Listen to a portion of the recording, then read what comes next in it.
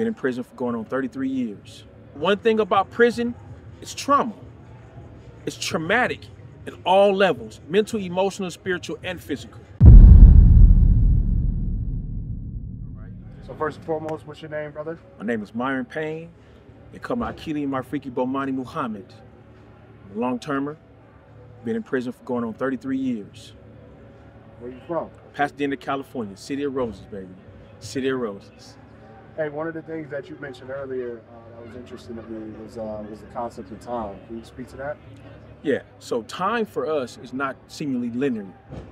We're in a state of a vortex in here. And what happens is, most times, especially when we come in young, our time ends in relation to our linear perspective, and our time only begins once we get out again. So when we think about time, a week for us is a day. A month is a week, and a year is months. Because we have a conceptual thinking in prison, in that when we come to prison, we're forgotten. So our time stops. So everything that we do in here it has meaning and purpose, but also we're trying to get back to that former self, that former time. And we end up becoming, sometimes we get stuck in that past and we can't get ourselves out of it. So the concept for us is, when we do time, is to make sure that our time has purpose and meaning.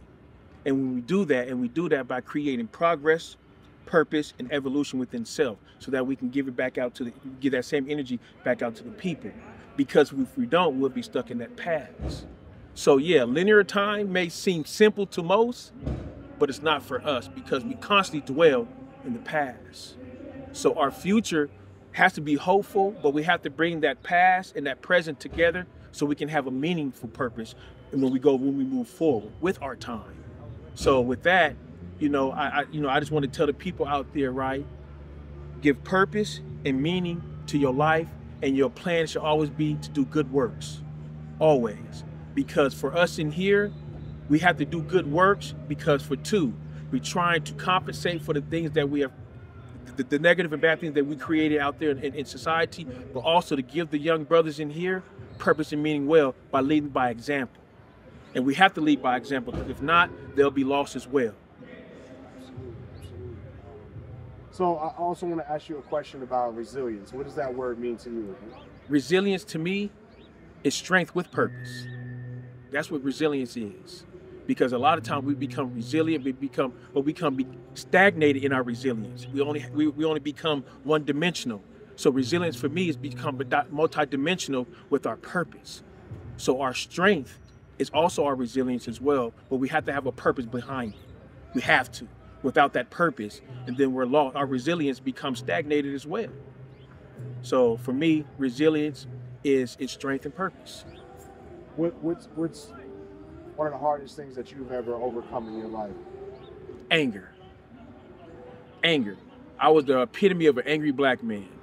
I came at such a young age, and prison is not the environment in which is conducive to that type of change. You have to dig deep within yourself to determine how that change is going to look and what that purpose behind that change will be.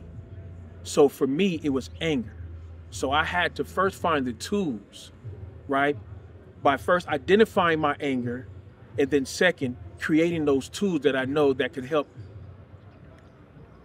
put into that box the anger that I was feeling. And one thing about prison, it's trauma. It's traumatic at all levels, mental, emotional, spiritual, and physical. So that trauma, without being addressed, will continue to tear you down. It will continue to erode the core of your spiritual and your physical and your mental being. So you have to have those tools in order for you to grow out of that anger. And it took me a time. It took me a long time to grow out of that anger. But now I find purpose in helping others. What is the thing that you miss most about the outside? My family. My family. Matter of fact, I'm a grandfather. I just had another granddaughter yesterday. Her name is Dream Renee Elizabeth Payne, and my oldest granddaughter is London Payne. And those are the most beautiful blessings I have ever seen in my entire life. I'm saying in inclusion with my son, when my son was born. And but family I've always been a family person, always been a family man, you know, and one of my main purposes is to make my family proud, despite my conditions in my environment, to make them proud, to say that, you know what, despite the obstacles, he had success in his life, and he's going to leave a good legacy because he does good works no matter what. What's one interesting fact about yourself that most people wouldn't know about you? What's something that people would be shocked to find out about you? Interesting fact about me is I'm an intellectual, but yet I'm a revolutionary warrior at the same time. So I believe that knowledge is one of the most greatest things one can obtain because it can never be taken from you. Education is key. It's essential to your livelihood. I mean, not only just in a financial way, but in a purposeful way, because it keeps you grounded, and it keeps you conscious, and it keeps you conscientious. It keeps you aware to the point to where you understand things even on sight. So knowledge has been my saving grace, but it's also been my weapon, because I utilize it to help these brothers get free. I utilize it to help these brothers grow and become aware of themselves so that they can become better people and do better things in life.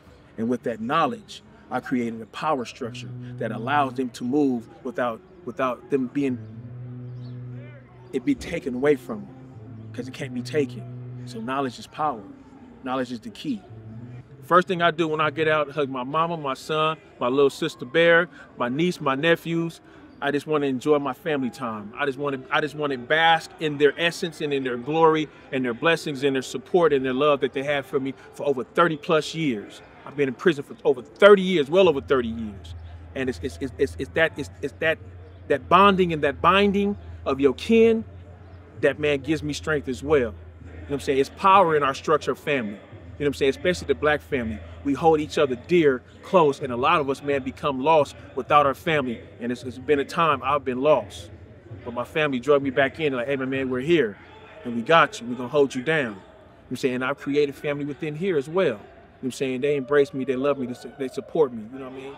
And we move forward because family is key. It doesn't matter if you're biological or not. My brother, that's my family right here. My brother, that's my family right here. Because I see you have a purpose, creating change. Change is essential, brothers. What's your favorite music? What do you listen to? R&B and oldies, baby. Let's go. Satellites, Temprees, Stylistics, Manhattans. You know, I like rap, but today's rap is kind of lost on me. I really don't understand it. I'm old school rap. You know, Eric B, Rakim, you know, Kumo D, you know, Nas. Some of the new rappers I like. Mo 3, may the brother, you know what I'm saying, be best in peace, right? But I liked his style and I liked his flow. I got to get a shout out to my homies RJ. You know what I'm saying? I got Joe Moses. Man, them brothers is out there doing their thing. You know what I mean? But the rap thing, I'm a little lost sometimes. Me too. Appreciate you, brother. Killed that, man. Amazing. Great Bless you, job, brother. bro. Love. Pieces. Yes, sir.